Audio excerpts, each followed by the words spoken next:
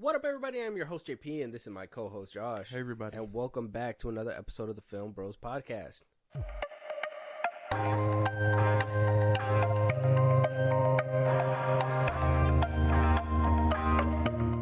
A lot of weird things are happening in this world, and, I, for one, have seen crazier and crazier and crazier as the time goes on.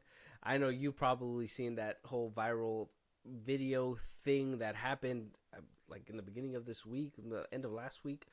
So, well, by the time you guys listen to it, it was like about a week ago, where these I don't even know, like this quad of people decided to say, hey, we're gonna do a whole Willy Wonka experience in a warehouse. We're gonna go ahead, we're gonna AI a script. They AI'd a script. They AI'd a lot of the fan posters that they put out there, flyers, all that stuff. I saw this. And people came a-flocking.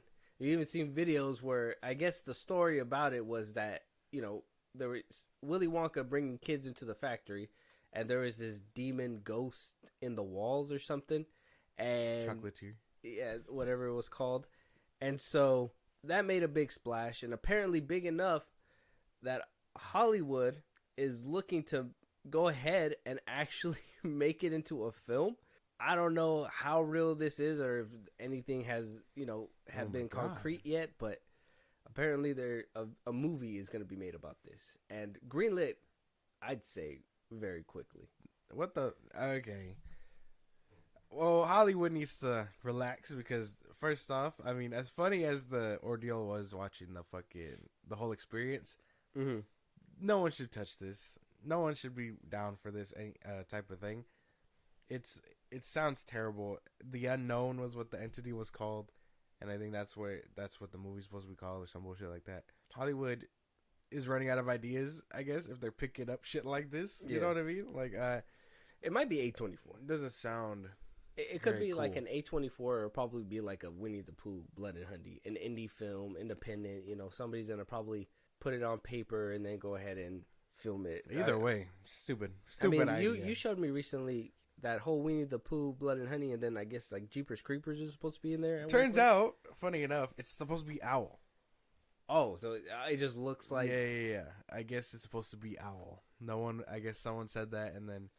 So yeah, for when you guys hear it, we were making fun of it, but it's meant to be the Owl from that whole Winnie the Pooh verse. Oh, yeah, that was with our last episode with King Spike, right? Yeah.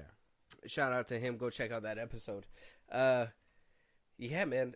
So Bloody Disgusting reported that the opportunistic film is set at Caladina Pictures and is going into production for a late 2024 release. Oh, so they want to look into putting it out this year. That's gonna. I mean, it's not gonna be so bad. It shouldn't take a lot of money, right? I mean, if it's gonna be on par with Winnie the Pooh, Blood and Honey, probably. That's what I think it's gonna probably be on par. Unless Paramount's like, or Warner Brothers like, you know what, you son of a bitch. These low budget movies gotta go. I think they gotta go. I think it's fun for people that want to watch something like that every once in a while. No. Watch a bad movie every once in a while. Just to laugh for the shits and giggles. When I watched Winnie the Pooh, Blood and Honey, I knew this shit was terrible, but I was just watching it like, when are you ever going to get an experience like this? When are you ever going to see Winnie the Pooh hopefully just never. killing people? Hopefully never. Because I don't want to watch it twice. No? Damn. You're not going to watch the second part? Oh, okay. I might watch the second one, but I need to know if Tigger is going to be hopping. Like if he's going to be like hopping toward his victims. If he doesn't, then you didn't even really use it to your full potential. Oh, there you go. That's going to be a lot of... Do you think they're upping the budget for the second film? I would hope by like a little bit more, yeah. They're just like, hey, man, we got to scrape a little bit more change together. Because Pooh and all them did look good. I like the Pooh. I like the little, like, the mask of it and how it, like, moved and stuff. Yeah, aesthetically, they looked fine. They just need more budget behind them. Yeah. But other than that, I mean, I don't know. I think with a higher budget, it probably could bang, but low budget ones, they don't work. But you're on the side of, like, all these movies just need to stop being made. Yeah. You'd rather have no bad movies. Yeah. Okay. Or, like, weird adaptations. Yeah. Which, it's weird that people just go out of their way to be like... Because you got this one. And then the Steamboat Willie one that's coming out. Yeah. And it's more like, why can't you do something more creative than that? Like, why was the first instinct to take it horror? You know what I mean? Well, I guess that's a good question. I mean, you never wanted to see SpongeBob like shoot somebody with a Glock or something? No. What? No. No, that's not like your thing. Like, how would SpongeBob look if he like spin the block or something? We already have that on T-shirts, man. We don't. That's we what don't I'm, need that's all what I'm that. saying. We don't need all that. That's why. So like people do that because it's like, well, what if your favorite character did some crazy shit? That's crazy. That's insane. What if Patrick Star was like this known criminal for many years, and then by the time he landed on SpongeBob, it's because of a head injury, and he forgot everything, and he lives under a rock now. Oh my god! You telling me he was? That sounds terrible. He was an elite assassin at one point. Elite. Mm-hmm. No. That sounds crazy. He was like, dodge this. That's yeah. That's messed up. No, that's messed up. But yeah, no, I don't know. I can't get behind these low budget films and their premises because while I understand horror is great and all that, I prefer they do other things. I think for the viral moment itself, I'd probably watch it. Only for the fact that it was like this video, that little girl was scared in that video where like the thing came out the mirror, and I'm just like, I don't know. I wonder if they're gonna implement that in the movie. So I think I would watch that only to be like, I wonder if they're, gonna do stuff, because it's kind of like Atlanta, like during the 2020 riots or whatever. That one episode where like the grandma is blocking the thing, and she's like, "You guys are not gonna steal," and then she had like a knife or something.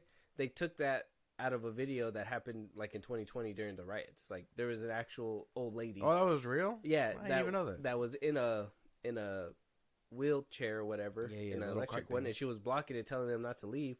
And then everybody's like, "Oh shit, she got a knife," and she's just like swinging it everywhere. And somebody it was one person who doused her with like fucking fire hose.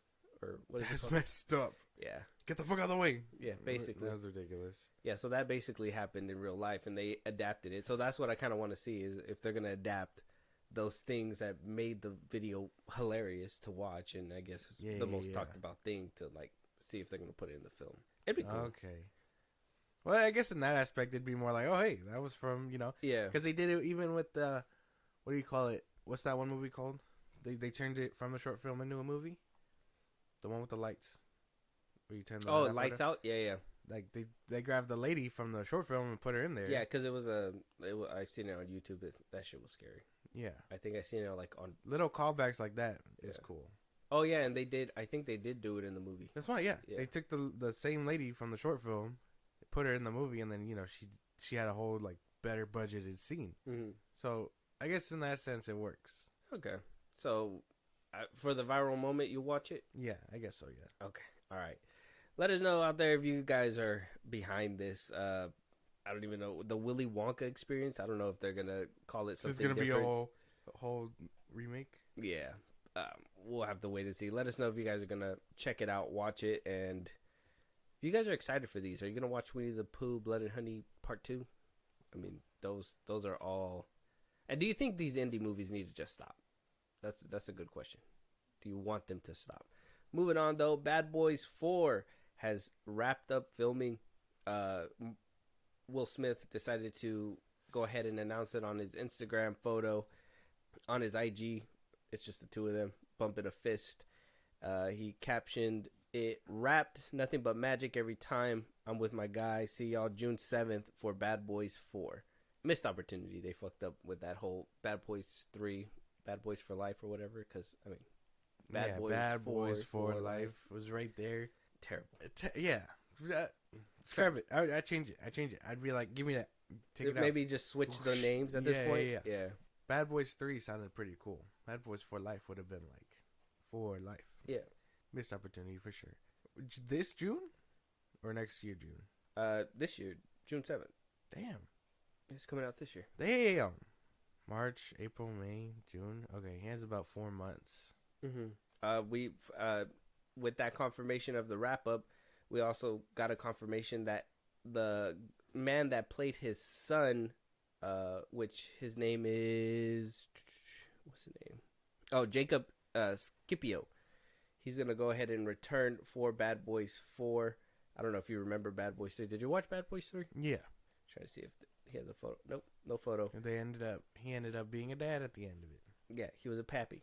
Apparently, he had children. Rotten Tomatoes score. They decided to put it on here. Bad Boys 95 has a 43% with a 78% audience score.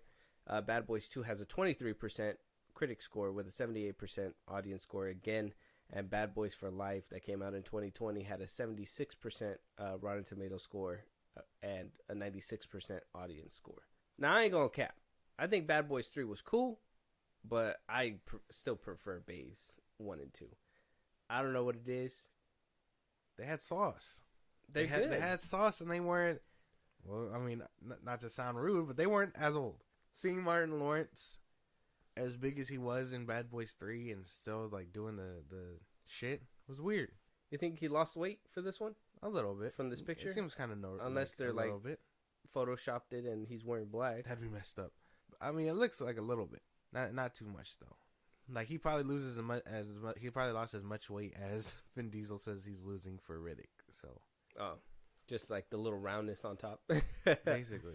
But 1 and 2 had sauce, and the fact that I don't think Michael Bay was attached to the third one. No, it wasn't. It was a different director. It doesn't have sauce. So you didn't like? Were you not feeling the third? It one? was for what it was. It was okay. I don't know if a fourth one was necessary. Which one's like if you could off top rank them? There's 3. 2, 1, 3. I always like the second one. 1, 2, 3, for me. I like the second one, but the whole I don't know what it is. Maybe it's me growing up with the first one, that like the cars and stuff, the older cars that they drive and stuff. I really enjoyed that. I also like it's not the same franchise, but like Speed. Oh yeah. Like the old cars that we're driving at the time, and I know it's mostly on a bus, but like the cars that they steal, and they're older cars, and like Rush Hour with that black car that Chris Tucker drives. Like I don't know, I like the one. Well, I mean, Fast and Furious. Yeah, I like the old car aesthetic. You know what I mean? Yeah. So I think with number 1, and then number 2, obviously they updated, and you had Hummers and fucking Corvettes and all kinds of crazy stuff, which was cool. And then the third one, I don't think there was like. I can't even tell you if there was like any noticeable like cool action stuff in the third one, because I could tell you 1 and 2, like 2 of my favorite scenes out of one or the other, but the third one I can't even tell you. Yeah, I know. I could actually tell you one scene that I hated. They fucking killed the captain. Oh yeah, that's true. They did. Unfortunate. Yeah, that shit was sad. Yeah, I remember that. Yeah, I can't remember much of it either though. Like it was very forgettable. I mean, obviously, and then the ending. Because it was more like, oh, we kind of expected that. He was a whore. So he was a whore. He was. Will Smith was a hoe. Will Smith's character, anyway, was a hoe. Mike Lowry. Yeah, Mike Lowry. Mm-hmm. My name's Mike Lowry. yeah. I'm excited for 4 only to see them back, but maybe it was that as well. Maybe in the third one, I was just like, they're too old. I don't like when they bring back these people that are just super old. Why not just put a secondary character, maybe recast if you need to, if you really wanted to like make it so close to the the time frame or something, or just completely reboot it. Get a cast that will last for a trilogy if you're trying to make a trilogy. I know a lot of people have that nostalgia factor in bringing them back, but like I said, I didn't personally like that Martin Lawrence was overweight in that one and didn't really do much. And then Will Smith was cool in there. It was just more like you could tell that he's aged too. Well, yeah, but he could play more of that action hero than Martin Lawrence can still. Yeah.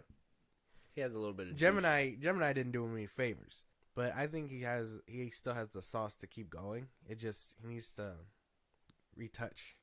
I think Gemini Man had a really good premise, and then the whole CGI face young Will Smith just really fucked it up. If his son wasn't a terrible actor, he probably could have stayed.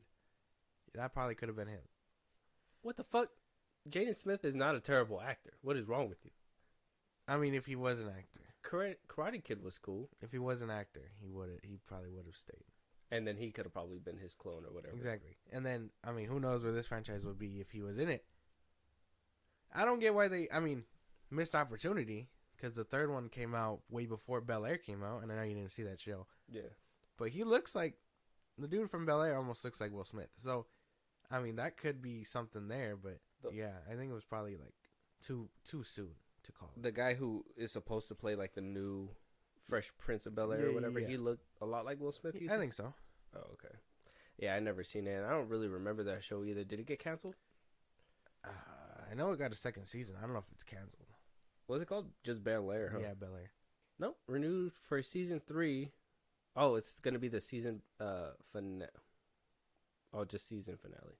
So not even the series. So yeah, it got renewed. It got a few things. Yeah, no, I don't know what happened. The second season, like I was waiting for the second season, and then I was just more like, oh, it lost me along the way. I think it was the waiting weekly thing because I didn't really care for it. Yeah, I don't like the whole waiting. So then it just lost me, and I was like, oh, I'll wait for the whole thing, but I haven't picked it up since. But season 1 was alright. Can't even be too mad at it. It got canceled after season 2, and then it got brought back for season 3. I guess they were like, actually, people do want it. I don't know. Either which way, I think Bad Boys 4 it's great to hear that it's wrapped up. I'm just more like, it better be a good story. Like, and a little bit better action, because I can tell you right now, there was no memorable action scenes in Bad Boys 3. Like, off top. And everybody remembers the shootout from Bad Boys 2. Oh, yeah. The one in the house. With the Jamaicans. Yeah, that one was a crazy one. See, so Michael Bay should want to do it again, but even then, who knows if he could save it. Here's my thing is that if not a full-on director, why not just bring him back for the action stuff? I know a lot of people are like, oh, it's Bayhem, explosions or whatever, but it was sauce. Look, I'm telling you, look at the Transformers then and now. Say what you will. Oh, they didn't make Optimus fucking transform into a red and blue car. It has flames on it. Who cares? That was sauce. It was good. That was an artistic vision. It was good. But either which way, Bad Boys 4, June 7th? Yeah, June 7th. So let us know if you guys are going to get some tickets. Are you excited for it? Are you not so excited? At this point, I think if Martin Lawrence isn't going to be active in the films, might as well just get rid of him, I think. Yeah, call it quits. He's been talking about retiring since the second movie. It's just an easy check, that's why. Well, yeah, because he has nothing else going on. Yeah. It is what it is. Moving on, though. Rumor mill, apparently, according to Daniel RPK, that Disney is reportedly considering bringing back Johnny Depp as Captain Jack Sparrow for the Pirates of the Caribbean 6, but it would be a supporting role, not a leading role. Now, like I said, this is just a scoop, so take it with a grain of salt. This could totally be happening. This could totally not be happening, but we did talk about this before. We did. Where I told you, no Johnny Depp, no Pirates of the Caribbean. Yeah. I think Disney knows that. Of course Disney knows that shit. He's gonna they're gonna give him all the alpacas and all the money he wants to secure the bag, because this franchise has been dormant for how long? When did the 5th one come out? Like 2015? When his allegations hit. So 2015, 2016. Yeah. It's been a minute. And it's been dormant ever since. If they wanted to pick it up, they probably would have turned it into a Disney Plus show or some bullshit like that. But they know where the bag is. Yeah, they know that if they revive it and there's no Jack Sparrow, it's not going to work. Nope. Not even if you bring Margot Robbie. Not even if you bring Ayo and DeBerry. There's no way. I told you before, no Johnny, no Pirates of the Caribbean. You can't have it. And now Disney's folding like a lawn chair because they know it's deserved.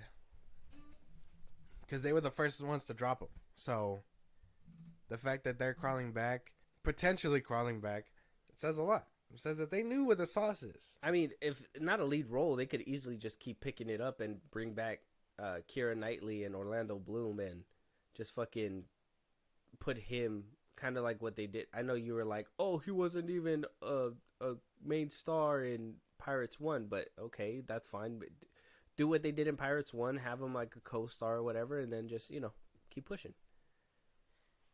I mean, make it about them. It should be around the time where Orlando Bloom should be able to go on land again. More or less.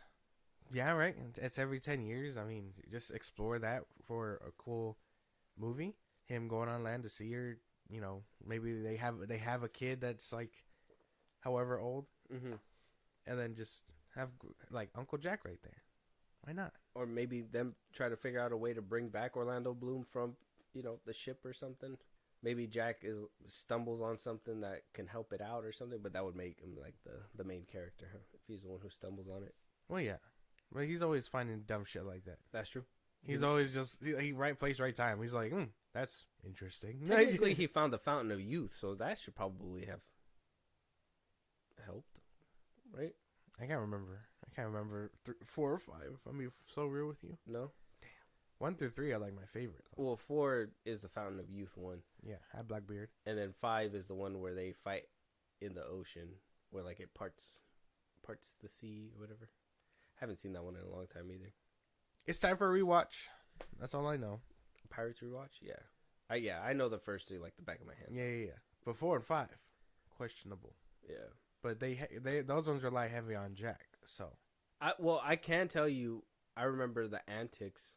Like, I think in the 4th one, I like the scene where because I could always remember Jack's antics, and I think the 4th one when he's sleeping in the safe or whatever, and then he doesn't steal the safe, he steals the whole building, and he's dragging it down, and then he's basically riding the building and almost gets his head chopped off and shit. Like, it's a crazy scene in the 4th one. And yeah. The 5th one, I can't even remember the 5th one. I don't even know what I was doing, where I was when. Oh, you know what? I think I seen it at that Valley Plaza theater, and I was just like, this place is disgusting. I think that's what I was like mostly worried about. When I had watched it, and then I was like, oh, and then. Sure enough, I remember now. Sure enough, a couple months later, that's when they were like, that movie theater has bugs in there or whatever, bed bugs or whatever the fuck. And I was just like, maybe that's why I watched it from my memory, because I was just like, I gotta get it. I gotta get that out of my head. Okay, the last one came out 2017. Yeah. So yeah, it's been a cool couple years. Almost what, 10 years? It came out 2017. Oh, almost 10 years. We're about couple years out. 7 years. It's time for a new one. But they know that without Jack, it ain't gonna fly. Even if they turn it into anything but a movie or a show, it's also not gonna work. They know where the bag is. He's not a TV actor. He's not gonna do it for chump change. Well, and we're gonna get to it a little bit later, but even Iger's like, no, he knows exactly where these properties and these temples need to be. When he got his allegations, was it Iger who let him go, or was it Chapek? It was still Chapek, right? That was in charge? Chapek got in charge 2019. Then yeah. Stayed in power till 2021. Yeah, then I guess before him it was Iger, right? So then it would have been Iger, old regime before. Who canned him and stuff. So maybe Iger is the one who can bring him back. Yeah. Make amends. Mm-hmm. Say, hey, yo. Sorry. We didn't know she shit in your bed like that, bro. He's like, but I tried to tell you. And Iger's like, look. It's insane for you to even say something like that. Like, I'm not gonna believe that. He says insane shit all the time. How was I supposed to know that was true? Yeah. But yeah, I mean, if he knows and he can make amends by paying him a fat check, then, I mean, he knows where the bag is. He knows that as soon as we hear the music and we see him, it's a wrap. Take my fucking money. Make sure you give him all the alpacas, give him a mega pint of wine, and let him fucking go to work for Pirates of the Caribbean. Let us know out there if you guys want to see Johnny Depp back as Captain Jack Sparrow for Pirates 6. Do you think that the franchise could survive without him?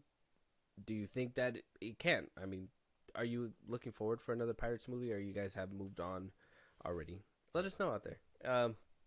Moving on, though. Matthew Lillard apparently confirming that he's going to go ahead and do another Shaggy project. What the fuck? How is insane. I mean, he's older. Apparently, it's going to be an animated movie.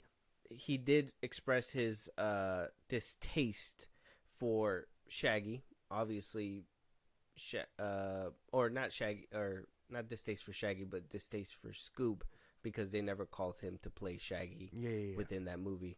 And so when Scoob 2 was coming out, and that was one that Zaslav said, tax write-off, Matthew Lillard, we talked about it, where he kind of came out and talked about, how they didn't even call him to reprise Shaggy, yada.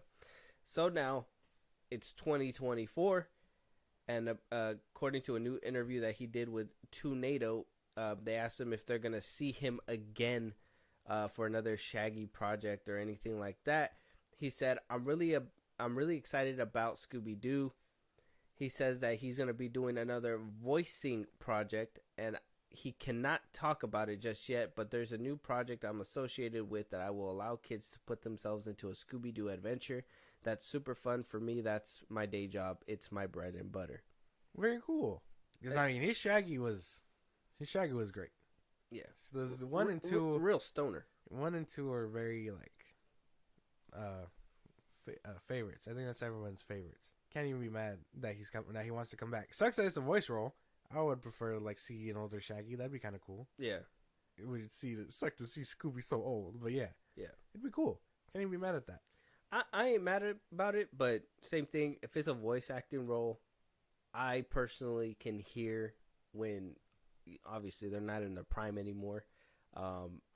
Watching him in Five Nights at Freddy's, though, obviously, he's not playing his Shaggy voice or anything. You could still tell that his voice has aged. I seen him in that other show too that he did on what's it called?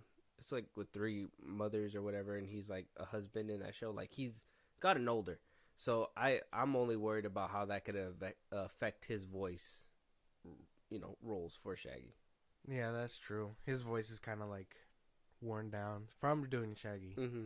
Yeah, I think they said that even when he was on set for these 2 movies, it just strained his fucking voice. Yeah. So it could be tough to hear, but maybe it's one of those things where because it's so strange, it's just naturally becoming that thing. Mm-hmm. So I mean, maybe it could work out. But I see what you're saying. Yeah, because I think that's my only thing. But if it's an immersive experience where it's gonna be like a video game or it's gonna be a VR game or something, then I guess you're just happy to hear his voice regardless. You're just oh, this is fucking authentic Shaggy. Yeah, Shaggy. Because I think Lillard is one of the best to do Shaggy's voice. Exactly. And I mean, he looked that. When I picture Shaggy, that's who I picture. Did you like the voice actor in Scoop? Did you ever watch it? I didn't watch it. I didn't watch the animated one. I stopped watching Scooby-Doo when when it was a cartoon. It was already on its 4th revamp on Cartoon Network when I got tired of watching it. So it wasn't really your cup of tea? No. Scooby-Doo? No. If I want to watch Scooby-Doo, I'm going to watch these movies. I'm not going to really watch anything else. Oh, you'll see the live action. Yeah. You won't watch the cartoons from back in the day. Well, I grew up with those. And I even grew up with the little pup named Scooby-Doo and which is another one. I really watched a lot of Scooby-Doo when I was younger. And that Crypto the Super Dog. I don't know if you remember that. Do you remember that? Crypto, yeah. I remember Crypto. That was cool. So, yeah, you had Scooby-Doo, the Scooby-Doo show, Scooby-Doo Guess Who. You had a bunch of, spin-off shows. And then the one that I think ran the longest on Cartoon Network when I was young was that one. Let me see if I can find it. Oh, it was just called Scooby-Doo. Oh, wait, no, that's the 1976 show. There was one that was airing for a cool minute on Cartoon Network between the 2000s. And then, I mean, the one that kind of shit the bed bad was Velma, so. Oh, yeah. Apparently there's a 2nd season, but I haven't heard about it. Yeah.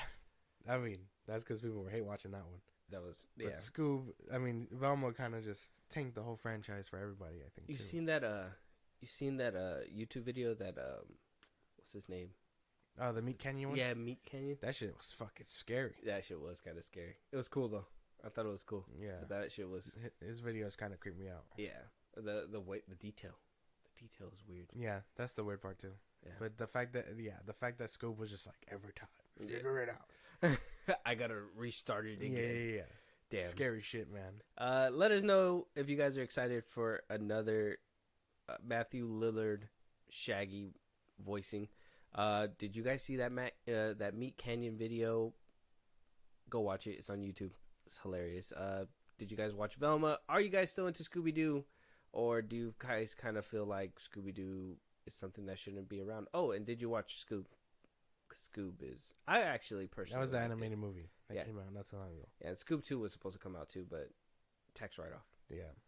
Unfortunate for y'all. Which is crazy that nobody talks about that one, but everybody is going to ride for Coyote and Acme and then for Batgirl and stuff like that. But, what happened to Scoob 2? That one was a finished product, animated fully, voiced fully, and maybe people just didn't like the first one.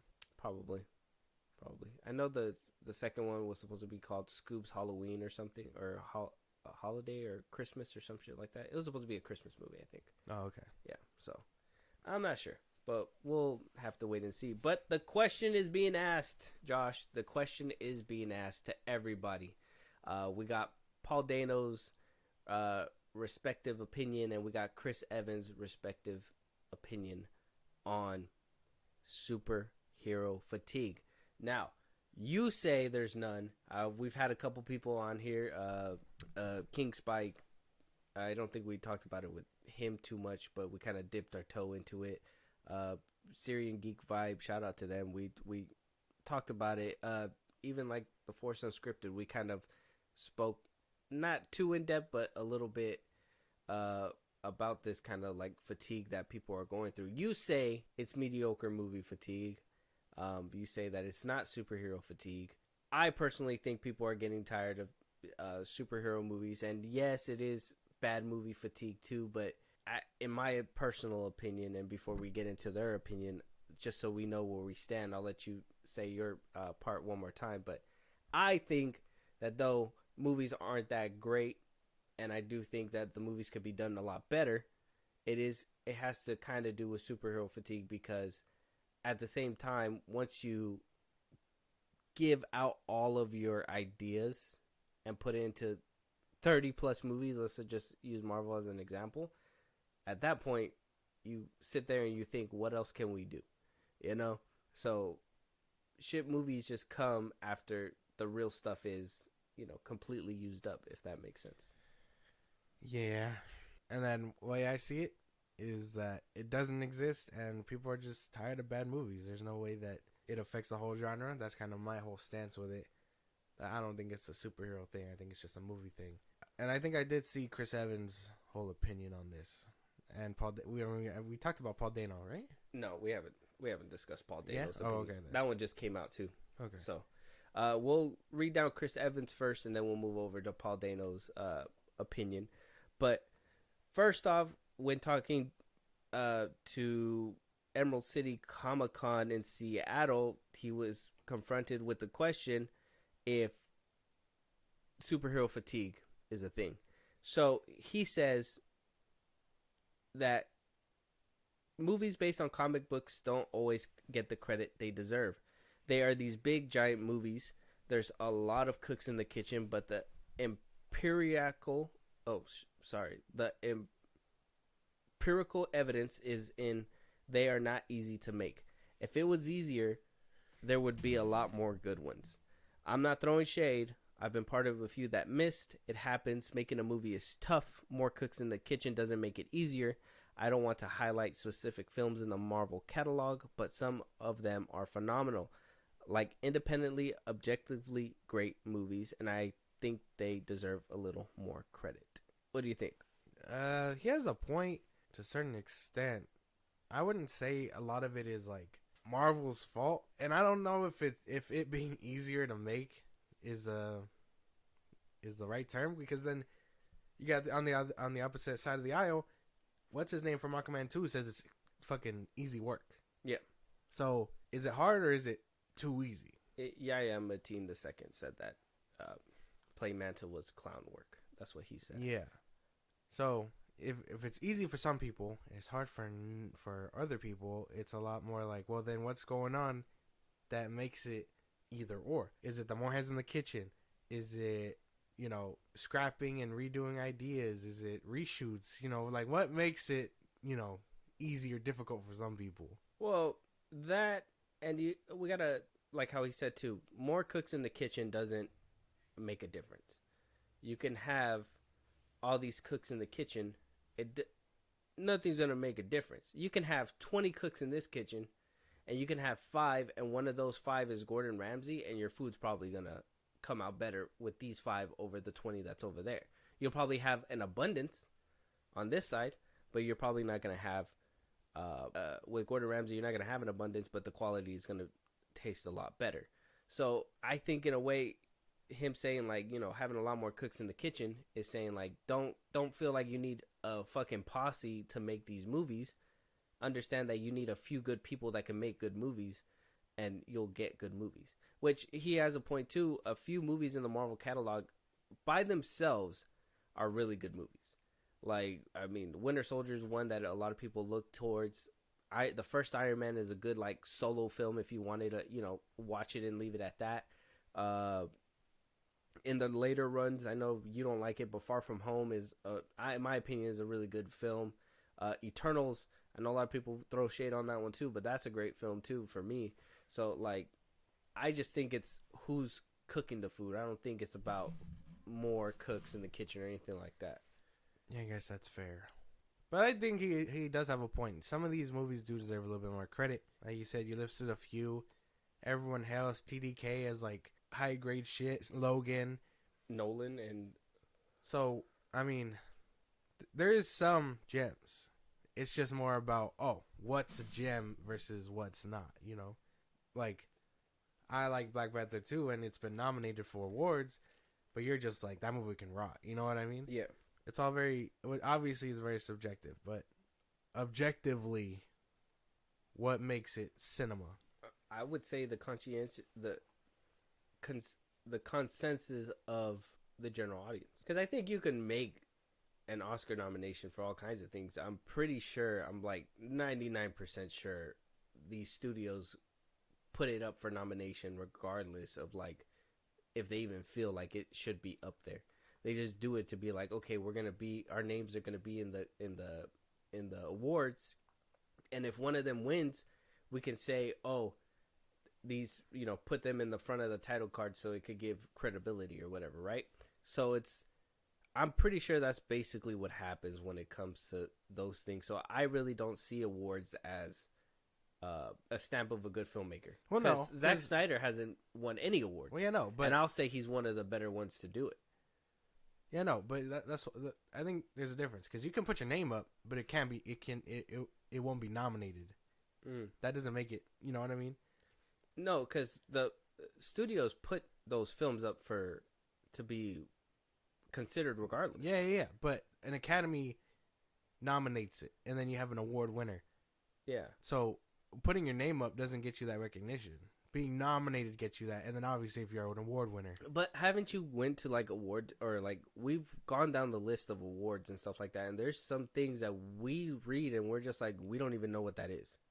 Well, yeah, because then at that point they choose very obscure things. That's what I'm saying. Because at that point nobody cares about that stuff. Nobody really. I think at this point at least in 2024, yeah, people think the hard work that everybody puts into a film, which I think it's obviously more than just a director and actors.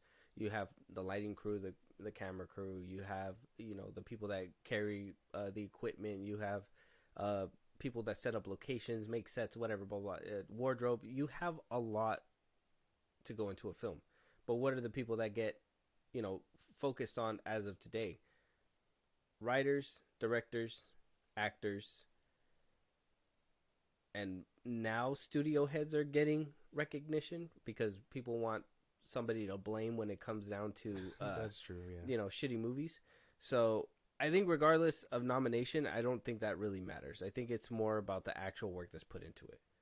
Because there's films that I know that never been nominated, but I could tell you they're really great films, and I think a lot of people can probably say the same thing. Well, yeah. Because, I mean, you had directors that haven't been nominated ever. You had Zack Snyder, James Gunn, all those people have all kind of been down the pipeline. It's hard to make work that you feel so strongly about to where you think, it should get put with the rest of these people getting nominated, and then, the Academy chooses who gets nominated. Like, thanks for submitting your name, but 300 isn't going to beat Fury. You know what I mean? Exactly. So it's like, you get those distinctions, and, I mean, an award doesn't mean much, or at least, depending on how you see it. The Academy can, like I said, the Academy could totally, like, fuck up on all cylinders, like when they snubbed Angela Bassett. I mean, not to say it too out there, but sometimes winners get picked just because they're liked. Exactly. Yeah, I mean, yeah, obviously. Like, I had someone say that, what's his name from Dune should be nominated for his performance. We haven't seen it, but apparently he's doing so well that people think he should be nominated. Yeah. And I'm like, well, I mean, think about it. He's a white man, you know, in the industry, and he's like a hot ticket right now. Wonka coming off of coming off that Dune. Timothy Chalamet. Yeah. And then, you know, you get movies with and biopics like Bob Marley. I recently seen that one. It's like he's gonna get picked because he's popular, he's white, he's all this and that, versus someone like that in Bob Marley, you know. And that's just because he could be more liked. It could his performance could be shit, but people know him. Yeah, people know him for who he is. Well, exactly. I mean, if the performance is shit, then people are gonna be like, well, why'd they even pick this guy? Well, yeah, but people know a snub when they see it. Yeah. So it is what it is what it is. And if Timothée Chalamet turns out to be a industry plant, I mean, like I said, it is what it is. But yeah, I really feel like Chris Evans has a point when it comes to superhero movies. I think all these people have some kind of merit. Not just actors, but they know what goes into making a movie and things like that. It's just sometimes some are shit and have no heart and are soulless, like I've said it before. Conveyor belt movies, and other ones look like they took time and heart and effort. You know, TDK, Logan. Winter Soldier is like a great spy thriller action movie when you really get past Captain America. Yeah. So, like, you know, it just depends on who's putting in more heart versus more conveyor belt. Make a great film, people will follow. Exactly. It doesn't matter who the character is. I know Spielberg or somebody said that it's not, when it comes to the Marvel movies, that it's not the actor, it's not Chris Evans, but it's Captain America who draws people in. Yeah. But that's, in my opinion, that only happens because once you make such great movies with these characters, you can't separate the actor from that character anymore. That's why a lot of the times when people get into trouble in real life, it's hard to see them in that same light in these films. Like, if Chris Evans was like just going around slapping people in the streets, it'd be hard to see Captain America up there talking about, oh, the American dream. You know, it'd just be ridiculous. So it's the picture that's being painted when you make a great film, you know? Yeah. I'm not saying that Chris Evans is out there slapping people, but I don't know if you made the connection. Yeah. Anyways, moving on. We also got Paul Dano's comments as well. I wanted you to hear what he had to say about it. He was talking to the comic 1, 2, 3. So talking to Variety, he was asked. Obviously, he was in one of the better superhero movies. He was in the Batman, which made like about $700, almost $800 million.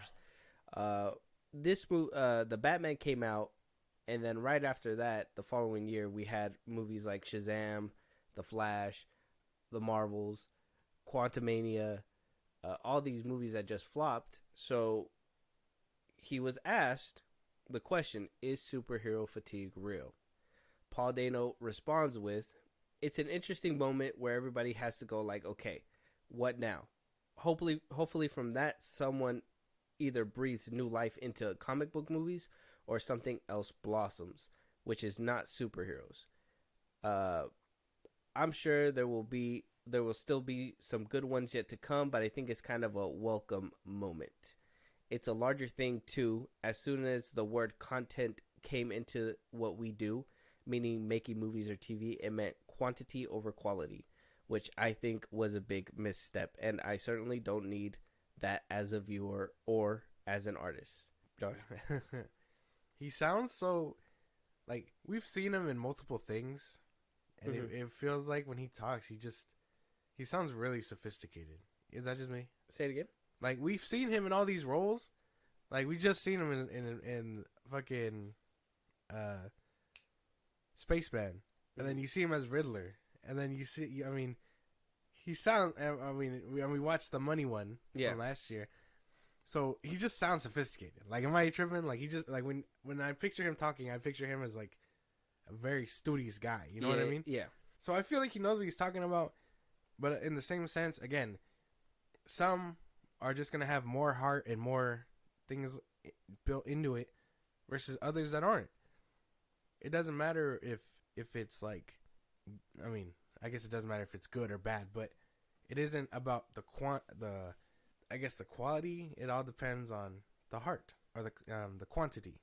Like I said, the kitchens. I mean, you could get 20 cooks in this kitchen that are shit, or you could get 5 and one that's really good, and you're probably gonna get a better meal from these 5 or 6 people versus these 20 people that will give you a bunch of stuff, but not really anything with substance. Right, and he was in the Batman, and arguably, I mean, that one. I feel like that one. We've talked about it before. Like, I think that one's kind of like, like I don't really care for it. But if it's held in this high regard, you have to look at the ones that it's stacked up against. Mm-hmm. I would say it probably does blow out half the MCU catalog. But again, am I gonna watch this one over BVS, Man of Steel? No. Personally, no. But I can acknowledge that, yeah, it is pretty good. It's a good movie. Yeah, it is pretty good stacked If against its competition. Yeah. It's when you start putting it against certain ones where you're like, I don't know, you know. Mm-hmm. Because I'd watch Nolan's whole trilogy before I watch this one. Yeah. But I'll probably watch this one over all the Guardians movies. So it's like, once you start labeling them, you're like, okay, now we got to see what's good and what's bad and what's trickling out. Yeah. So he has a point. Every once in a while, a good one will come through, but not all of them are hailed as bad either. DCE, the end of the DCEU, Black Adam all the way through Aquaman 2, is a studied case. We know why everything happened. Mm-hmm. What we don't know what happened is the MCU. Maybe because their book is more closed? No, it's just that whole thing is that they oversaturated their own market. Instead of giving people something to look forward to, they were just giving people a bunch of stories with no conclusion, no bridge to something different. You know, there's probably, out of the projects that they put out from 2020 through now, there's maybe like 2 or 3 of them that connect. And they put out like 10 projects, 12, 13 projects. So if only a couple of them connect and everything else is just a bunch of spaghetti being thrown at the wall, some of it's going to stick, but some of it's not. And people are really keen on... And Deadpool 3 is the only one coming out this year, MCU-wise. And that one is going to be either really good or really bad. And this is going to end up being like the Batman 2. Not so much in the sense of, oh, is it good or is it bad? But in the more sense of, is this better than everything we've had before? And can things after it follow up? Yeah. And if not, this is going to be like that, where it's a gem every once in a while. I don't want that. I want no one wants that. We want consistency. Yeah. Yes. When you have consistent hits, that's when you get what was the Marvel Cinematic Universe in its prime. Exactly. So, preface it now. If Deadpool 3 is good, I don't want to hear nothing about the MCU is back. I want to hear, like, this is really good, but can they stay consistent? You know what I mean? No, yeah. We don't want one championship game. We want a dynasty. That's what we need. Yeah. And so the interviewer asked Paul Dano too and said, so why did the Batman not get affected by superhero fatigue?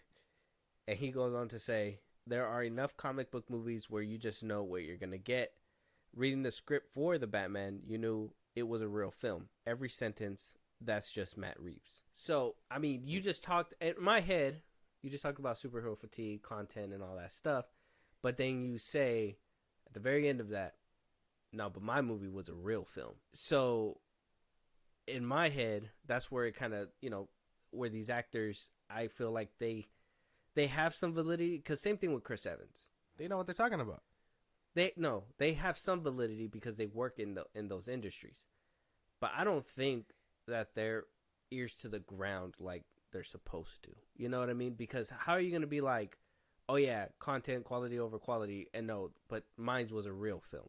So wait, what are the other superhero films that are real films? You get what I mean? I get what you're saying, or I'm trying to grasp what you're saying. So are you saying Quantumania wasn't a real film? Are you saying that? No. Is he saying that? The Flash, reading the if he would have read that script, he would have been like, "Nah, this isn't a real film." The script before or after was butchered. Yeah, either one. If it was before the butcher, I'm sure it was great. If it was after the butcher, it is what it is. Benny the Butcher. Oh, that's Rick Ross. But That's the thing. Some of these actors know what they're getting into. They see a name like Matt Reeves, they read the script, and they're like, this is gonna be fucking amazing. And then you get ones like Quantumania and the Marvels, and you can see, we got a really inexperienced director. My character is in this movie. It's not gonna do great. It'll probably do something, but then it won't average out like at all. So they know what they're talking about for the most case, because they've been in the industry for however long. So do you agree with him that the Batman was a real film? I would say so. Okay, so what is a real film? It's just art. Just takes heart, Isn't the that all films? the artistic vision, things like that. No, because some are doing it for a paycheck. Nia DaCosta, whoever did Quantumania. Wait, I don't appreciate the Nia DaCosta slander on this microphone. Wait, you're just gonna throw her name out like it? Why do you say she was in it for a cash grab? She let Feige dirty her mitts on it, and she stamped her That's name out on of a her Marvel control. project. That is out of her control. Yeah, but she had her name stamped on a Marvel project. That'll do her, however well her career lasts. She signed on because she thought that, this is a great step to take my career. The Marvel Cinematic Universe is flourishing. Exactly. I'm gonna help with that, and it's gonna be great because I'm gonna make a good film, and then I'm gonna be held in this comic book circle on high regards. Exactly. And then Fahy fucked it all up. Yeah. So you can't. She wasn't in it for a cash grab. She was in it to further her career. Exactly. She thought putting her name there would get her up, and whether it did or not, we'll have to see for her next project. But then you get people like Ryan Coogler, also a no name, took a chance with that Marvel, boosted his career up. Then you get experienced people like Sam Raimi who take a good hit at the knees, but because we trust his name, we know his next project won't be this. Okay. So because Nia DaCosta, Ryan Coogler from Marvel, you're saying they're inexperienced, so their name can't basically take an iceberg hit, but Sam Raimi can. Yeah. So did you think Multiverse of Madness was a real film? No. It was alright. Well, that's my question. I'm trying to figure out what is a real film. Art and heart and artistic vision and things like that. Real visionaries behind what the fuck is going on. Matt Reeves, Christopher Nolan doing Batman movies. Because anybody could say, "Oh, well, who did Logan? Winnie the Pooh, Blood and Honey is a real film." Logan, no, it's not. Logan was what's his fucking name? The dude that's doing Swamp Thing. James Mangold. Yeah. James Mangold gave heart to Logan. You could just tell movies that have more care and all that. You saw me just like mad spit right there. Yeah. You could tell which movies have like mad heart and ones that are just conveyor belt movies. But then you're also saying like, these are the people with their names on it, or with big names. But then you have James Mangold who made the new Indiana Jones movie. Not art. I don't know what happened with that one. He just couldn't hit the dunk. But then he did Ford v Ferrari, and you're like, that's art. A real film. Okay. I'm not saying they can't hit and miss. I'm just saying some take more passion than others. David Ayer has Fury. So will we say like Push is not a real film? Battleship's not a real film? Battleship isn't. Push was ahead of its time. Fury's a real film? Fury. So are real films only like films that you like? Is this like subjective? No. Well, it can be subjective. Well, objectively but speaking, what's a real film? I told you. It takes more passion and heart and all that to build a movie. You could tell. What if S.J. Clarkson put so much passion and heart into Madam Web? Is that a real film? No. What if this was like, this is my passion. I put all my hand, blood, sweat, tears into this. If that was the case, it would have came out better. It wouldn't have had so much studio meddling. Okay. That's like the best way that I could put it. Some movies, you can tell, just have more passion built into it than others. Zack Snyder, since he's a hot topic at the moment, he put a lot of heart into BVS, Man of Steel, things like that. Mm. Sucker Punch is good, but against those movies, no. So you wouldn't consider Sucker Punch a real film? No. Real film? Yeah. Okay. Because from what I think, Paul Dano is kind of saying it from his POV, is that a serious film is a real film. I think that's what he means when he says real film. And so that's where I'm like, okay, well, are comedy movies not real films? Or, like what is like you read a script and you're like, oh yeah, that's a real film. Maybe I'm not an actor. Maybe I don't understand the lingo, and maybe I'm just, prying where it shouldn't be, it shouldn't be pried. But for somebody to say, oh, this is a real film, to me, it's like, well, everybody can have their own different. I mean, you could be like, well, I really like this movie. I really love Bubble Boy. This is a real film. It's like, well, I mean, some other people might look at that and be like, I don't like Bubble Boy. It's not a real film. This is actually a parody. This is actually throw it away kind of thing. Well, yeah, but then you get real filmmakers, James Cameron. TF2 blows the fuck out of Bubble Boy. Yeah. Okay, so you name these big ones, but what about the small, like Ryan Coogler? I think even though he was on the Marvel like rocket ship, I still think that he still is relatively like in between. I mean, is he considered a real filmmaker? Like, does he make real films? I mean, well, yeah, because you like Black Panther too, but I didn't like it. Right. I think Black Panther 2 I don't think that's a real film. I'll say the first one, maybe, with CGI and all that stuff having an issue. I'd say the first one did pretty good. Well, no, because objectively, Black Panther 2 has heart and all that built into it. I would say it's a much better film than Black Panther 1.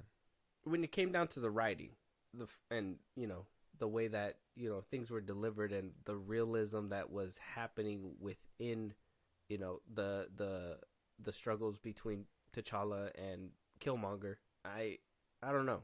I kind of feel like dialogue and stuff kind of takes the cake in Panther 1. I know Angela Bassett kills it in one scene, but the rest of it's kind of it had that's why the first one had good like writing, but other than that, the other things surrounding it weren't that good. Fight scenes, things like that, the things that a Marvel movie should have, it just doesn't carry as hard as the second one, regardless of the only good fight scene in the second one was the bridge fight with Okoye. That was it. Everything else was kind of man. So. Yeah. Name another fight scene. Well, I like the Namor versus. Oh well, it wasn't a fight scene, but the whole scene where he's like taking down Wakanda.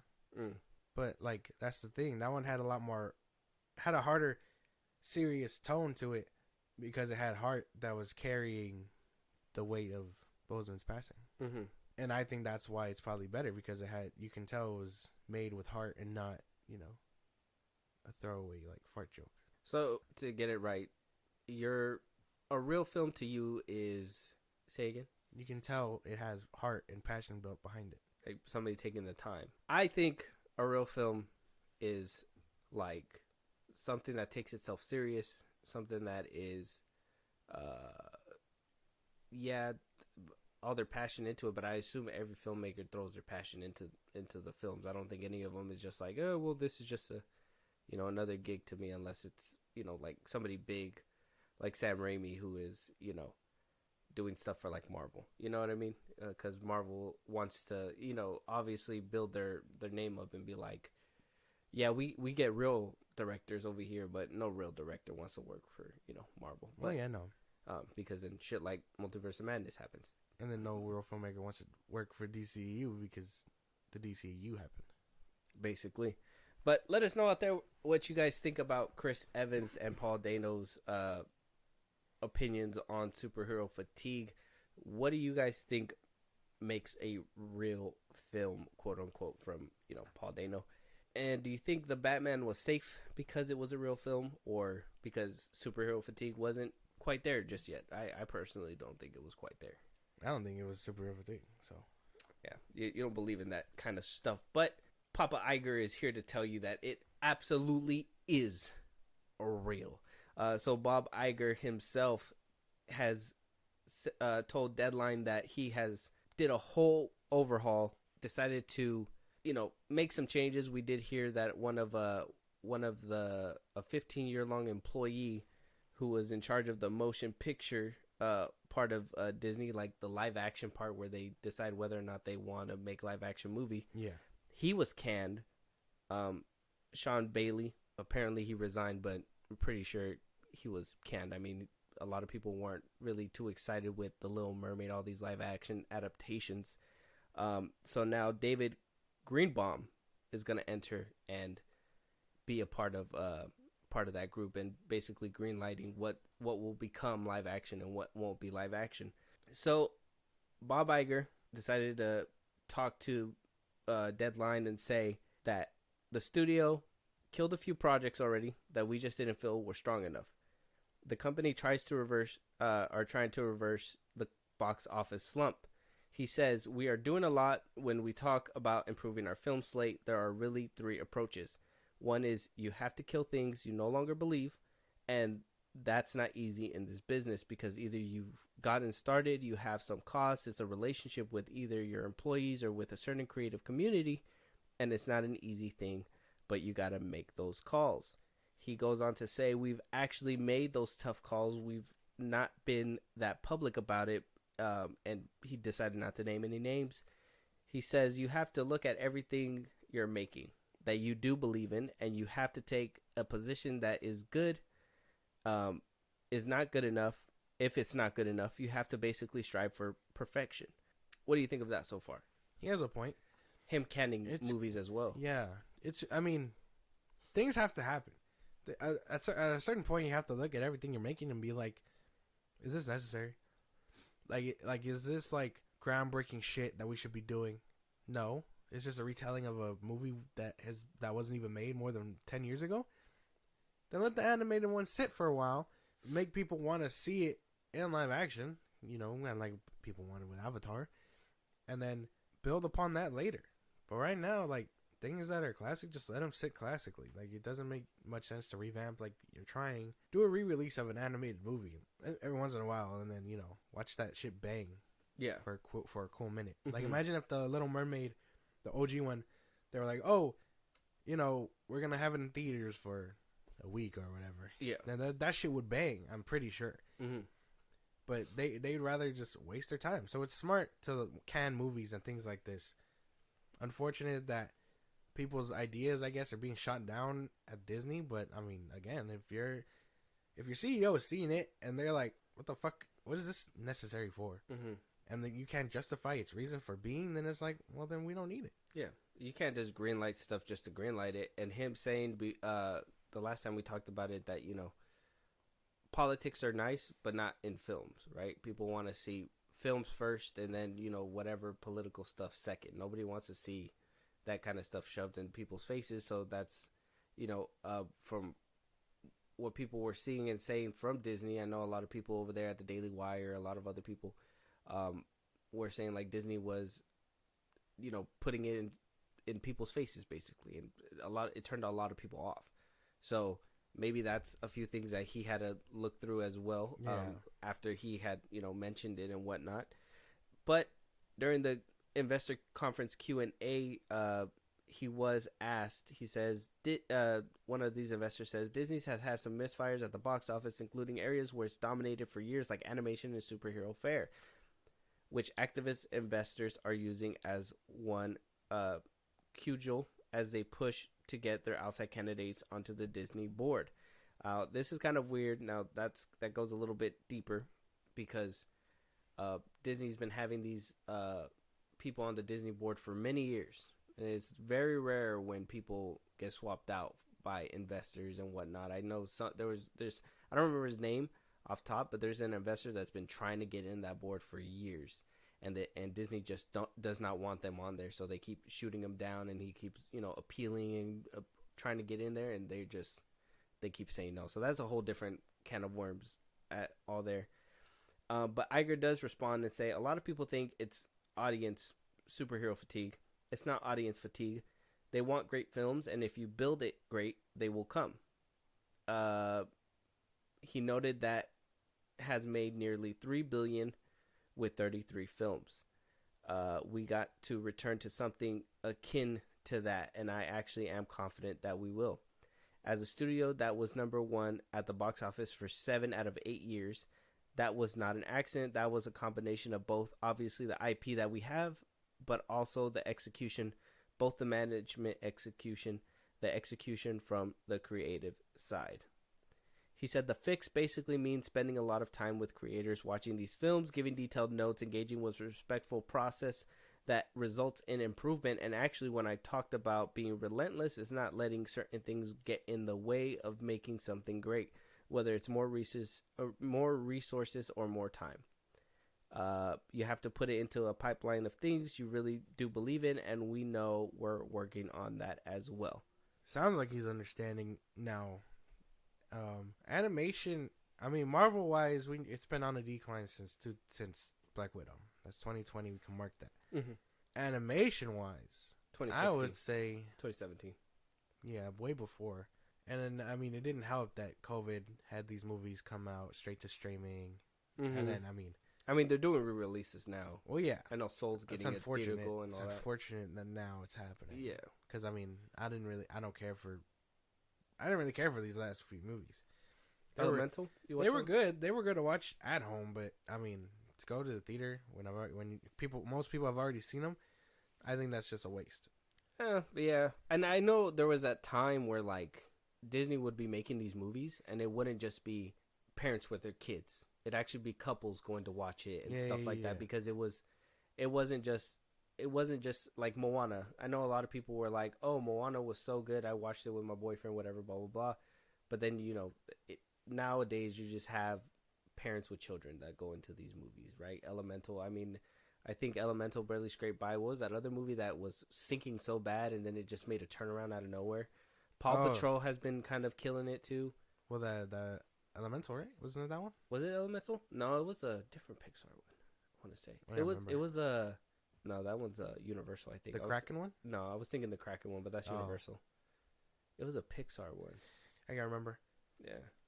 All I know is that their animation stuff hasn't been killing it either. So if they're doing a whole revamp, then great for them, because they got to figure that shit out. Scrapping unnecessary sequels, things that shouldn't be made in live action, superhero movies that they know they got to work on. Mm-hmm. Seems like they're very self-aware now. I know a lot of people were saying like, "Oh, why the turnaround now? Why is it barely happening?" Because it's fucking with their bag. Well, that, and I think they've been seeing it. I think they had seen it already, and what happened is that when Iger seen it and he tried to steer the ship the other way, obviously the SAG strike got in the way. Obviously, I don't think Disney's just a ship that you can easily just be like, okay, we're going in this direction. It's going to be a hard left turn. I'm pretty sure it's going to take time. You got to, adjust the calculation. You got to make sure that when you're going to slingshot that is going to be good. Like, you got to think about the long haul. You can't just turn the ship on a whim. Otherwise you're going to be like Warner Brothers over there.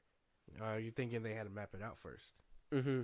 I think Iger was, doing that kind of stuff. I think during the SAG strike, he obviously I think he was looking at over all these projects. I think there was a few of them that were, probably got some animation in, or they started barely filming or something. He saw a couple clips and he was just like, this isn't, why the fuck are we even making this thing? Like, I would imagine. Who told you this? Yeah, I would imagine. Because, I mean, Daredevil got a revamp. Mm-hmm. Echo got revamped. He said, this is Daredevil with no Daredevil. Exactly. Apparently, I guess with the first things that they filmed, it was going to be like 5 episodes before you actually wore the suit. Yeah, no one wants to watch that. Just watch Better Call Saul. But yeah, no, I'm sure he was taking a hard look. And now it is fucking... Now...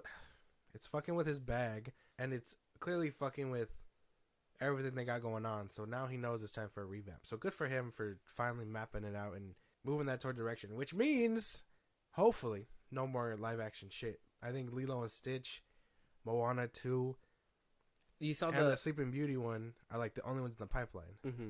You saw the BTS for the Lilo and Stitch? No. You didn't see them in the cars and stuff? No. It looks so good. The Stitch actually looks really good. Yeah? I'm hoping. Well, I obviously know it's going to be CGI, but like their little stand-in that they have, it looks really good. So I'm hoping that they're gonna do something like that. I'll have to Google it later. Yeah. With that being said, though, let us know what you guys think out there. Is Bob Iger making the right calls? Are you guys excited about these new changes? I know I am. There's a few things that I think should have still got scrapped, like Agatha and whatnot. But here we are. We're still gonna get it at this point.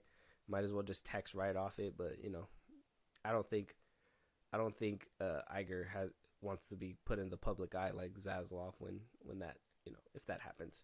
So yeah, let us know what your guys' thoughts are about that. Moving on, though, we got a couple of actresses who are coping with their not so greatly reviewed films. First, we're gonna start with Sophia Boutella, who says harsh reviews for Zack Snyder's Rebel Moon has started to affect her. Sophia Boutella is striking back at critics who demolished Rebel Moon Part 1, according to The Hollywood Reporter. The actress recently opened up to Vulture about her reaction to the rough reviews. She says, I always thought I was fully armed to take on those punches, and then I read the critics that came down on Rebel Moon, and it really affected me. And I'm just going to be honest about it. I feel like I'm carrying it for everybody that cares so much about this project, and that's what affected me. Not the way I look. If anything, I've been pretty lucky and people like my work in it, but the movie was criticized. She said that it really affected me. For all those who put so much heart, tears, and sweat into this project, it's hard to see something being demolished to that extent. I'm proud to have been part of it, and if there's no more Rebel Moon, it'll be a very important part of my life, and I will defend it forever. I think this is all wrong hate, and this is absolutely Netflix's fault. She signed up with a great director. They made a great film, and it was botched to all hell. And it was only botched to all hell because of the fact that Netflix is like, people want a Snyder cut. They're gonna watch it regardless, and when that Snyder cut comes out, they're gonna watch it again, and we're gonna make even more money. So instead of just putting out the full film in its entirety and being like, here, this is, Zack's full vision, they chopped it up. It was like, yeah, this is good enough for PG or whatever. And then put it out and was like, well, don't worry, guys. A better one's coming down the pipeline. So, I mean, maybe she just got to hold out for part 1 and 2, the extended cuts when they come out, because I really don't know what's going to happen in part 2. And I really, at this point, you know me, I didn't really enjoy that cut of Rebel Moon. And so the Scargiver isn't really something that I'm looking forward to as of right now. But if those 2 extended cuts come out and they're better, it'll change my tune for sure. Well, the fact that she's taking the hits like this and barely opening up about it now is kind of interesting. I think that, yeah, it is wrongful hate. I think her taking all the blame for everything going on to other actors and shit like that is kind of odd. But, I mean, she is the front lady, so, of course, they're going to throw the tomatoes at her. Mm. But, I mean, if she's taking it like a champ, then I mean, it is what it is. She knows that she knows that she put out a killer product, and I mean, critics are going to be critics about everything. Mm. So, if she's just more like fuck them, then shit, I'm cool with that. It sounds more like she's upset because she's bearing all that weight that they're aiming toward her when it should be at everyone else. Mm-hmm. But that, I mean, it sounds like she'll be fine. My thing is that why wouldn't she have brought up the whole, oh, don't worry, guys, when the extended cut comes out, watch. It's going to change your guys' tune. I don't know. I don't know why she wouldn't do that. That's what I would do. That's what I would have done. I would have been like, look. Just wait. And then is this her having that shaky confidence? I don't think so. I think it's one of those things where she probably only sees the negative because it's all up in her face. Mm-hmm. It's probably under every comment or whatever the fuck, and she knows that it'll come. Her praise will come when it's there. But to be fair, she has like a good chunk of Zack Snyder's fan base behind her. So she did play Cora in the film. She was the lead, but there was a few bad critics out there. The Hollywood Reporter put a few of them right here. The Guardian called it an ugly, unforgivable, dull, and self-serious mess. IndieWire dubbed it as Snyder's worst film. Hollywood Reporter's chief film critic David Rooney wrote in his review, "This is a derivative, crazy quilt endeavor loaded with enough plot to plug up a black hole, but only the most feebly drawn characters to do the work." That was kind of harsh. Those are all kind of harsh. Zack Snyder's worst movie? I'd probably say. But that's like I said, that has to be Netflix's fault, though. Like I said, whatever Netflix touches, yeah, it makes some kind of money, maybe a little bit in the long run, but at the end of the day, it's a ticking time bomb. Because Netflix put all this money. It looks really good. So the cinematography in there looks really good. Very Zack Snyder. The money was there. It's the butchering of the film in order to be like, hey, come back for a 6-hour cut. Netflix banking too hard on that could be a problem. That is really, in my opinion, that's fucked up. How are you gonna be like, yeah, man, we're gonna totally show his full vision, but then cut it up? Netflix's whole problem is deeper than this. Whole problem? Yeah, they got hoes over there. Not whole. Like, man, you know I'm fucking with an illness. Man, my L's don't pronounce. I didn't hear the L. I was like, oh, they just got mad hoes over there at Netflix. They can't focus on their films because they got the hoes walking around. I want to laugh. And action. Somebody get the hose off set. I fucking hate you. So, how are these hoes? The whole problem. Okay, the whole problem. Netflix's whole problem is are these budgets and things like that. You know, we'll talk about it more when, we talk about some of it in the Avatar review. Go check that out. And then we'll talk about it a little bit more when we do the Spaceman review. So, wait for that to come out. But I really feel like Netflix's whole problem is just, we've hit it before.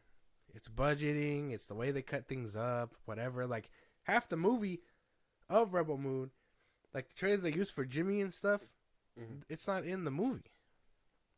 So, the way they market is also a problem. Yeah. They're fucking up on all cylinders. And then raise the prices, you bastards! Oh, fuck you. Dan Lin is now ahead of the filmmaking thing, so maybe he make this right. I don't know. May he take my wrath if he doesn't. Okay. Well, make sure you guys check out Rebel Moon. It's on Netflix right now. If you have, what did you guys think of the film? Do you think it was Snyder's worst film? Are you guys excited for, what is it? I think it's a 6-hour cut combined with part 1 and part 2. I think he said it's 3-hour films. Yeah, more or less, yeah. Are you guys excited to see that on Netflix one of these days and Snyder's vision realized? Or are you guys happy with Rebel Moon? I know Josh over here enjoyed, even, I think, slight spoiler, if you guys want to check out that episode, it made his top 10. It was good. I like that. Like sci-fi, man. You can't blame me for that. At this point, I'm just thinking he's thinking about all the hoes at Netflix, and that's why he liked it.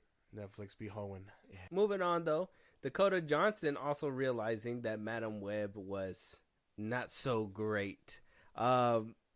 She did talk to the Hollywood Reporter about getting bashed by critics and fans in one of the worst modern superhero films ever made. This is Hollywood Reporter's writing. Damn. This Hollywood Reporter's writing. That's not me. In retrospect, she said she feels like she perhaps isn't the right choice for the comic book movie world. Talking to Bustle when asked about, the Madam Web film, she says, "It was definitely an experience for me to make that movie. I had never done anything like it before. I probably will never do anything like it again because I don't make sense in that world. And I know that now. But sometimes in this industry, you sign on to something and it's one thing and then you're making it becomes a completely different thing and you're like, wait, what?" But it was a real learning experience. And of course, it's not nice to be part of something that's ripped to shreds, but I can't say that I don't understand. It's so hard to get movies made, and in these big movies that get made, and it's even starting to happen with little ones, which is what's really freaking me out. Decisions are being made by committees, and art does not do well when it's made by a committee. Films are made by filmmakers and a team of artists around them. You cannot make art based on numbers and algorithms. My feelings have been for a long time that audiences are extremely smart and executives have started to believe that they're not. Audiences will always be able to sniff out bullshit, even if the films start to be made with AI. Humans aren't going to fucking want to see those. She's right. When she's right, she's right. She knows what she's talking about. Yeah. We ain't gonna want this bullshit. She knows that we're not gonna want to watch this bullshit. What do you call it? It all stems from, the AI stuff came from left field. She kind of has a point. We know when it's gonna be, soulless. But if it's studio meddling, if it's whatever else, we're all going to have a problem with it because we know it isn't someone's true vision. That's why earlier when you said Madam Web, I'm like, if she was really dedicated to really putting this bullshit out, she shouldn't have let them touch it. She shouldn't have let AVA Ra's dirty mitts get all up under there and fondle. It's not going to work. It doesn't work. This movie, I'm sorry that you were attached to it. I'm sorry that if you signed up for something and then got false hopes because you thought it was really good, doesn't work out. I'm sorry. That's just how it worked, how it all shaped out. I'm sorry. The movie sucked, and may your next endeavor, that Taxi Driver one. Yeah, and even Sydney Sweeney came out on SNL and was like, "Oh, you didn't see me in Madam Web." She quipped about that on her little monologue. Yeah, I saw that. Yeah, I was paying attention. Dakota Johnson saying like, oh, it started at one spot and then it moved to a different spot. It still leads me to believe, because we did talk about too that she fired her agent after the first trailer was dropped and all that stuff.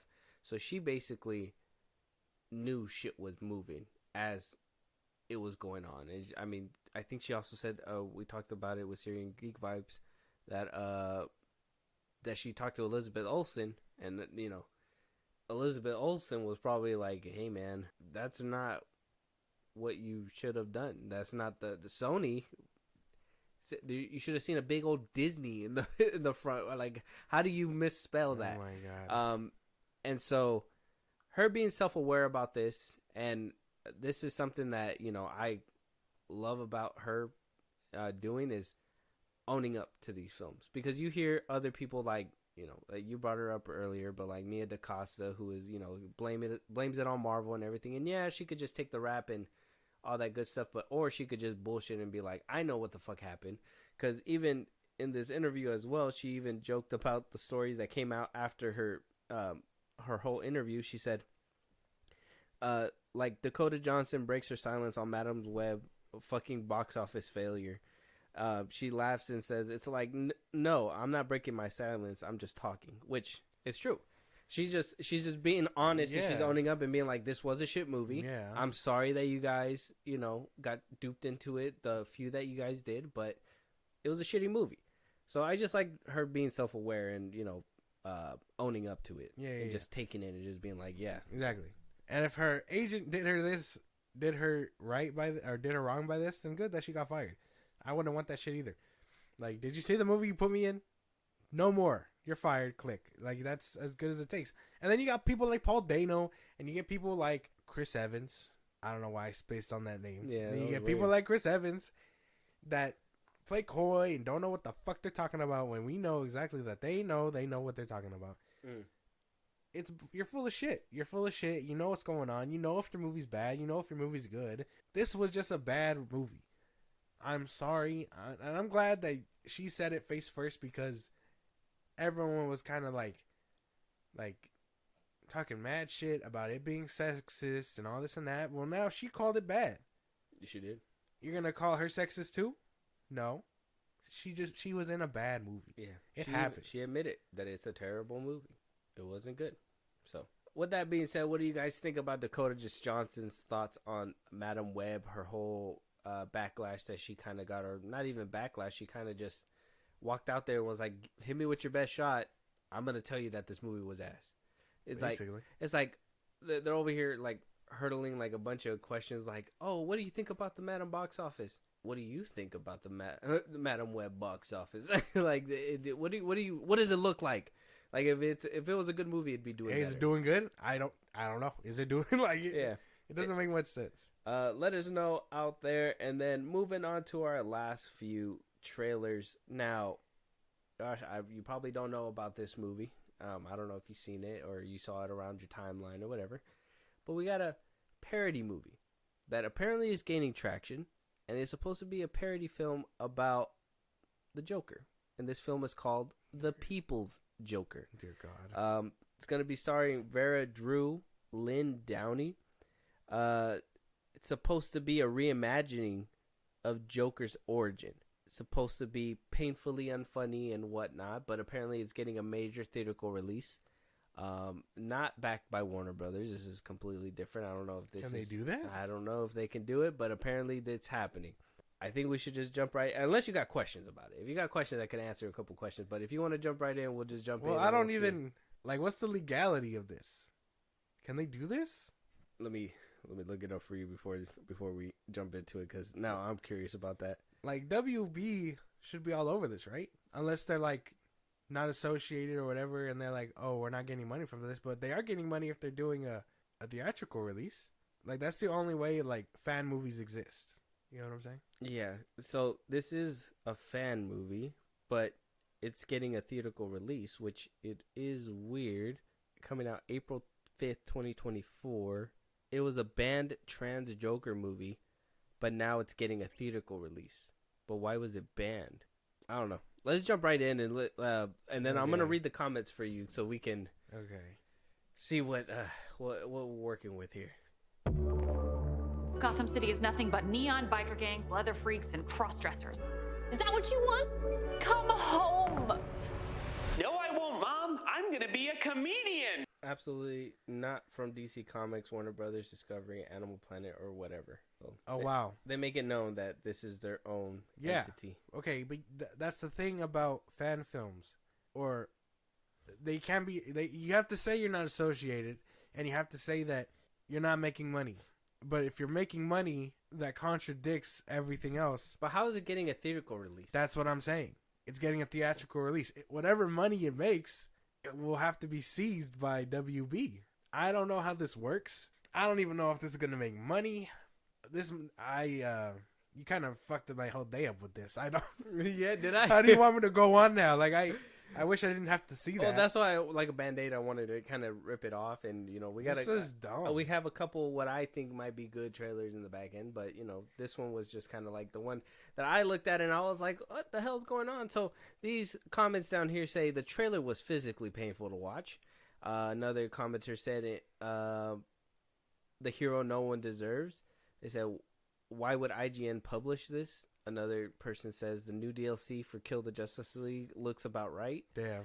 Commenter says not a villain, not a hero, definitely an embarrassment. Of course you identify with the villains. Great idea. That's messed up. Great idea making a film appealing to 1% of the population. Yeah. And so on and so forth. The comments are just delete it, please. That's everybody. So April 5th is when it's coming out. Okay. So this is going to be really good to the motherfuckers across the way that are going to happily tear this movie to shreds to be like, oh, this is an agenda. You know what I mean? Yeah. Those motherfuckers. But I can't see this being appealing to anybody else.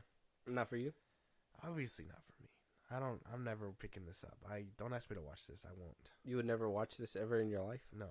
So apparently it says here the People's Joker made a splashy debut at the Toronto International Film Festival, and that immediately after its premiere, DC Comics parent company Warner Bros. Filed a cease and desist order against the movie, shutting down all subsequent screenings and throwing the movie's future into doubt. It's taken years for the film to see the light of day outside of the occasional festival screening. I saw it at the 2023 Fantastic Fest where Vera Drew was present to talk about the experience, but was careful not to address the question of whether her film might ever get a real theatrical run. But now, according to the poster, it's coming soon legally, seriously.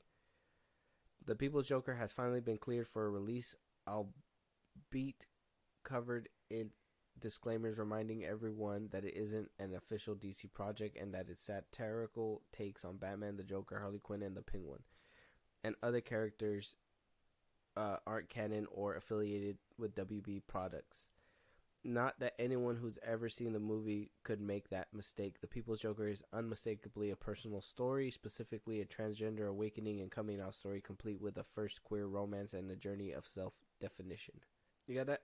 Yeah, so about years of being stuck in limbo by WBD, they just let them do it? So then what? So then this one, and then you get all the other fan films, Bat in the Sun, the one who they did all those live action Batman fight scenes. But Can they do it? Listen, apparently this movie has big names. It says The People's Joker features cameos from comedy multi-hyphenate Tim Heidecker, award-winning actor Bob Odenkirk, Maria Bamford from Netflix's Big Mouth, Adult Swim's Teenage Enthusiasm, Scott Aukerman from Between the Two Ferns with Zach Galifianakis, Vera Drew, Lynn Downey, Amazon Prime's Video's Daisy Jones and the Six. Apparently she's in both of those.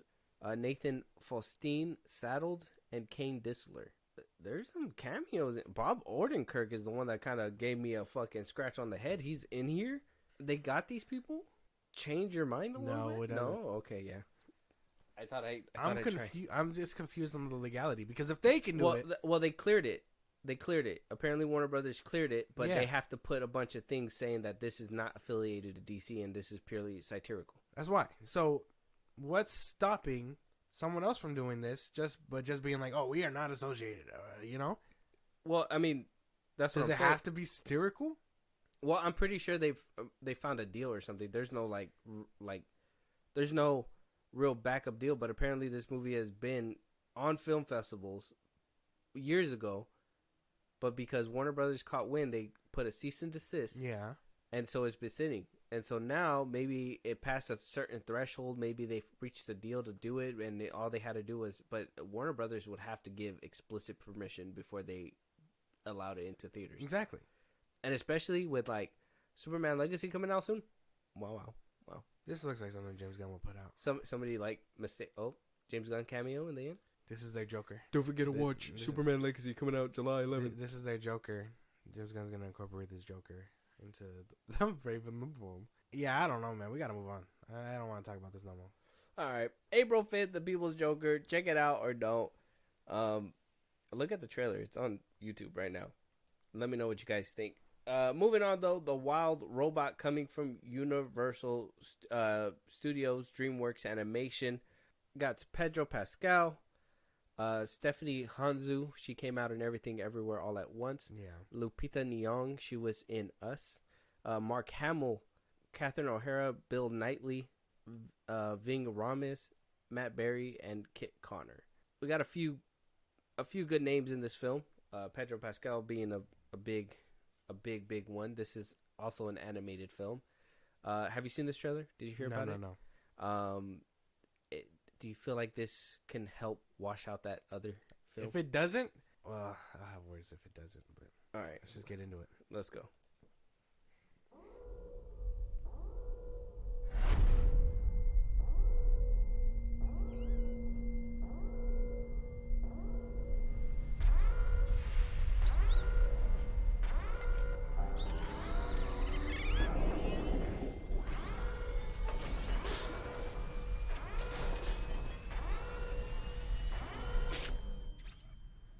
All of them in one movie with no dialogue? Oh, yeah, they didn't even show anybody speaking, but this movie gonna make me cry. That's what it looks like. This movie finna make me cry. There's no way I'm leaving looks that really theater good. without like tears in my face, bro. This is insane. The fucking trailer was just so powerful. I don't know. At first the animation was kind of throwing me off, but then I was starting to think, I was like, oh, this is kind of that kind of animation that what's that movie called? Puss in Boots? Yeah, Puss in Boots had. I was like, okay, Well, if it's DreamWorks, I dig it. looks good, yeah. Can't even be mad at this. You know, That did wash out the other one. Really good. this one's good. It's gonna It be looks good. When does it come out? April, September 20. That's too long. Yeah, that's I want close it to the now. end of the year. Well, other than that, it looks really good. It does look like it'll be like very heartfelt. I wish we could have heard a little bit of a. I know. Like, why are they hiding all the voices? Yeah, that was weird. But I mean, I'm assuming Pedro is gonna be the robot, I would hope so. and I'm thinking everybody else is gonna play like an animal or something. Probably. It looks good. Looks exciting. Check out the wild robot. The trailer, just I don't know. It kind of breaks your heart just a little bit. So I kind of can't wait to see it in theaters or something because it looks like it's gonna make you cry. Check it out. Let us know your guys' thoughts. Moving on to our last trailer, has David. His last name's so long, but David Dastmalchian. It's a crazy long name, but he's Polka Dot Man Okay. in the Suicide Squad. Laura Gordon and Ian Bliss. This is coming from Shudder, Late Night with the Devil. Apparently directed by Cameron Kames and Colin Kames. So a duo. Been hearing great things about this trailer. It's rated R. It's a horror movie. I know you're not a big fan of horror movies, but I'm hoping this might draw you in. I haven't seen it yet, but I mean, any questions or jump in? Now let's go. We are back in 5, 4. Now, here's Mr. Midnight, Jack Darrow. Oh, good evening, night owls, and thank you for allowing me into your living rooms once again. That did look really good. That shit looked trippy. Yeah. Looked trippy. I'm with it, though. It looks good. Yeah, it does. Oh, that whole... Oh, no. Why would you do that? On national television. You just endangered millions of people. Yeah. I would have been like, I'm about to fuck out of here. Yeah, I'm actually changing the channel now. I don't know. When somebody says, you guys want to do the Ouija board? I say no. I leave the house, I lock the door, and I walk away. I got better shit to be doing. Yeah, no. But I'm with this. It looks really good. I can't even be mad at it. Like, I'm actually very interested. Yeah, looks pretty decent. In theaters March 22nd. Oh, that's coming up pretty soon. Oh yeah, I'm gonna watch this in theaters. It looks so good. I'm really interested in this one. I don't know. Not much to say though. Everybody's performances look crazy. The way that they're doing like the imaging is trippy. The old-timey television? The old-timey television, and then like how, you could see like it gets warped as like the memorize because they had the little spinning thing to memorize people, and I was just like, damn, that should look real crazy. Yeah. Scary. Mm-hmm. Scary even. Hopefully it works out. Wild Robot raised my heart. This one kind of brought that shit down. I was like, what the fuck? But both of these are already miles better than the other trailer, the first trailer. Well, yeah. I mean, the first one just looked like one of the scenes on the hub that you just, you skip that whole part just to get to the good part. Yeah, I guess so. It is what it is.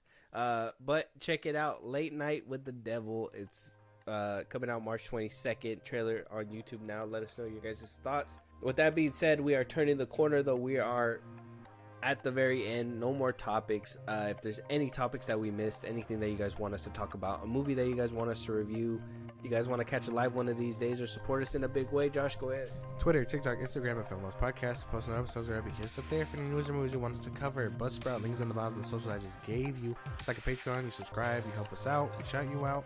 So even exchange, go ahead and do it. Listen to us anywhere you get your podcasts at FilmBros Podcast, Spotify, YouTube Music, Apple Podcast, things like that. Be part of the conversation, Twitch at FilmBros Podcast, and then subscribe to our YouTube at FilmBros Podcast. Yeah, and with that being said, we'll talk to you guys on the next one. Talk to you guys later.